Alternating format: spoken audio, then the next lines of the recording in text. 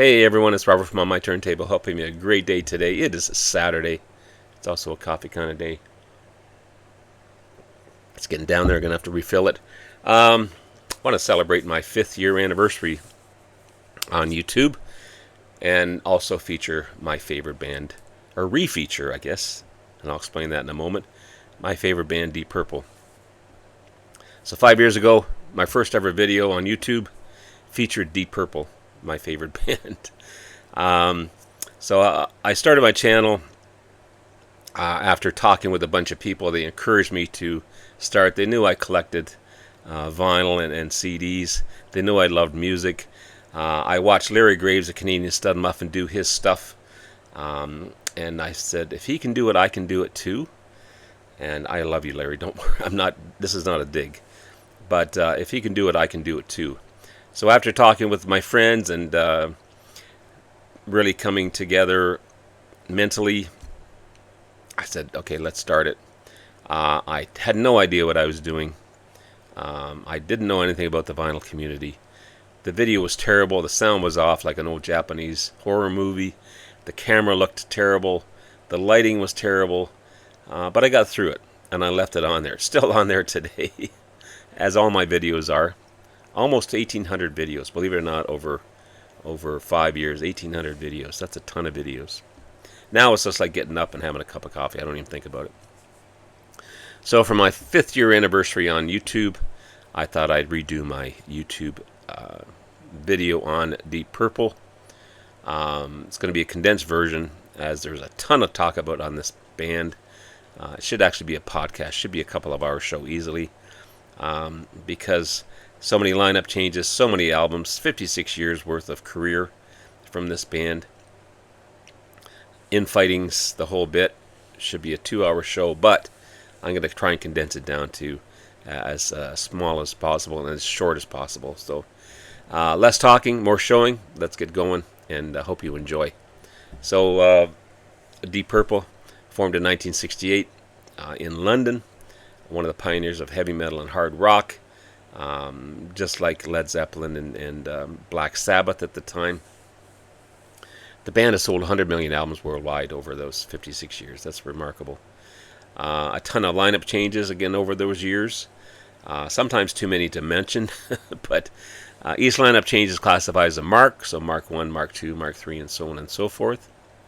But despite all the lineup changes, the only consistent member is Ian Pace on drums, who has been on every album. So the Mark 1 version I classify as a psychedelic Deep Purple. Features Rod Evans on vocals and Nick Simper on bass. Also John Loder on keyboards, Richie Blackmore on guitars, and Ian Pace on drums. So you've got their debut, 1968, Shades of Deep Purple. Okay. Then you've got 1968's The Book of Taliesin. And 1969, I'm pretty sure it's 1969. No, 1968 as well. Self-titled Deep Purple. So 3 albums in 1 year. That's just remarkable from the band. But Richie Blackmore wanted a heavier sound, and he knew he couldn't do it with Nick Simper and Rod Evans. So without their knowledge, they were gone. And he brought in Ian Gillan on vocals and Roger Glover on bass, forming the Mark II version of the band. So they put out this amazing album in rock, so much heavier, so much harder. This is a beginning of a super successful Mark II version of the band, completely different than the last 3. But Ian Gillan on vocals is just remarkable. Roger Glover gives that heavier bass sound, but amazing stuff. And then you've got 1971's Fireball. Okay, this is the 25th anniversary, but this is what the original album looked like. Okay. And then my introduction to Deep Purple was, again, this is 25th anniversary of this album. This is 1972's Machine Head. I discovered that way back when I was a teenager. Okay, so I've got a CD copy. This has alternative guitar solos on it as well on side 2. I also have a remastered vinyl version of it, and the 50th anniversary of the album. Remarkable stuff. I love it. I love it. Again, my introduction to Deep Purple, and still remains, even though it's overplayed, still remains one of my favorite albums. And then finally, the Mark II version put out Who Do We Think We Are? Okay, this is 1973. I've got 2 copies. This one's got the signatures of the band. This is a BCLT, and this one here. Okay, amazing stuff. But after that, this would be the last lineup of Mark II. Roger Glover's gone. Ian Gillan's gone. Began fighting with Ritchie Blackmore. They bring in, who wasn't the easiest person to work with, from what I understand. They bring in a new singer called David Coverdale on lead vocals, of course, who went on to form Whitesnake, and Glenn Hughes on lead vocals and bass. And they put out this amazing album called Burn. So I've got the CD copy. Burn is 1974 release. And I've got a vinyl version of Burn as well. Okay.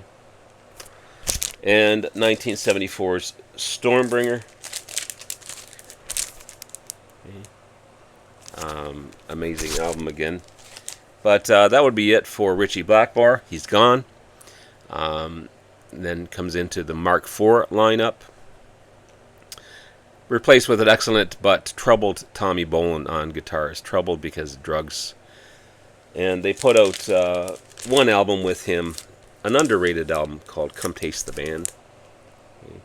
Come Taste the Band, 1975 release. This would be the last to feature David Coverdale and Glenn Hughes. Bolin died. The band broke up after that, and everyone moved on. Whitesnake was born. Rainbow was happening. The Gillan band was going strong. But then in 1984, everything came back together again, and the Mark II version came back and reformed and recorded the awesome 1987's Perfect Strangers. I love this album. So good. So good. They also recorded 1987's House of Blue Light. Okay.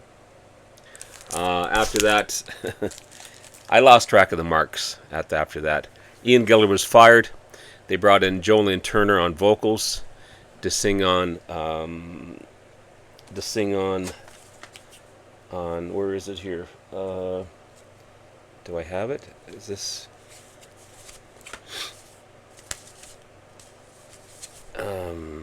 This is Slaves and Masters, 1990. Off of this cool little box set. And then that would be the last album of the reformed Mark II, which would be on The Battle Rages On, 1993. And again, I lost track of the marks after that.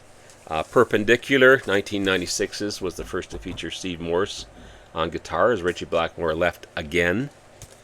But yeah, he and I think he left and reformed Rainbow at that time. I'm missing 1998's Abandon, the last to feature John Lord on keyboards. And then I'm missing 2003's Bananas, the first to feature Don Airey on keyboards, replacing John Lord. That's the only 2 albums I'm missing out of the whole discography of studio albums. But I do have 2005's Rapture of the Deep. Okay. 2013's Now What. All produced by Bob Ezrin. And Infinite, amazing album, 2017. Okay. This is a remarkable album. This is 2020's Whoosh. Kind of a comeback album for the band. This is so good. And then they could do a little compilation of Turning to Crime, 2021. Steve Morse would leave the band after that to help with his ailing wife. And it's unfortunate. But the band in 2024 put out this remarkable album with Simon McBride on it. A perfect fit for the band. This is Equals One. I love this album. I love it, I love it, I love it. So that's it for my studio albums. I also have Deepest Purple 1986 compilation. Okay. Purple Passages 1972 compilation with all kinds of cool stuff on it, featuring different versions of Mark on here. It's really good. And probably the greatest live album ever, maybe? I don't know. How about this one, Made in Japan? The Mark II lineup, 1972 release. Made in Japan, recorded during the band's first Japanese tour. And it's amazing stuff. So that's it, guys. Hope I did a better job than I did on my first album. My first video. I'd love to put out an album. I just don't sing or play. And looking at my favorite band ever. And have yourself a great rest of the day. Love you all, guys. And we'll talk to you again soon. Bye now.